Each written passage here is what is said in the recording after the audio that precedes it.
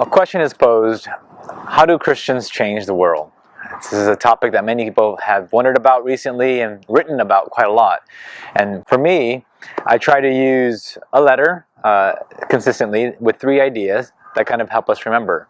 And so the letter here is R, and the ideas are redemption, reification, which is a kind of an interesting term, and reading. So the first idea of redemption, I think the relationship between our faith and the world, gospel and culture, is really not just, well, let's be relevant or let's even be transformative, but I really think it's redemption. I think we're in the business of redeeming the world.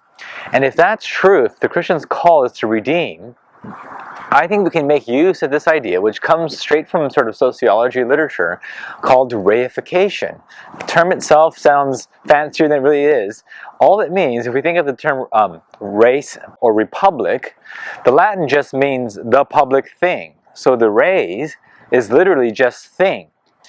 So when sociologists talk about reification, all they're talking about is when we have baseballs or baseball games, or even the whole enterprise of politics or a political building, these things have been reified, they've been made into a thing because of collective recognition of the fact that this is a baseball and this is a baseball game, this is a building, this is politics.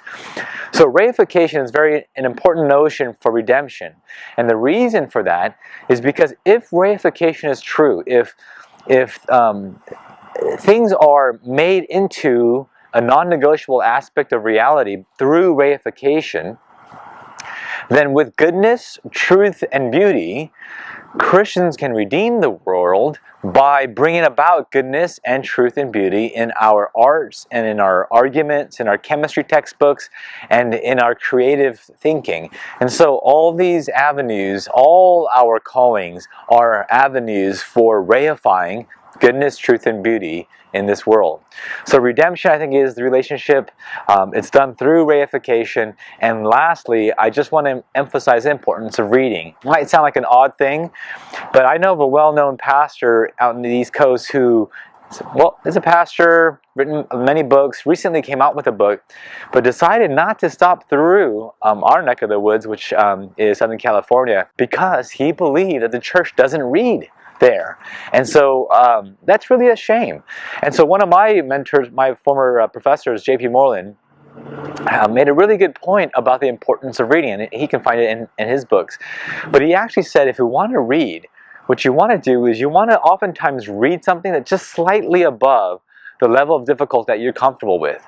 And I just want to encourage folks to think about this. You know, I like to read not just in my area, which is theology and political theology, but I like to read in political theory. I like to read in social theory, and use ideas from those areas that can be used for theology and for the kingdom. And so again, through redemption, by means of this interesting thing called reification, where we're bringing about goodness, truth, and beauty, and by just reading good works of literature and of different theories, I think we can be much better equipped to change the world for God and His glory.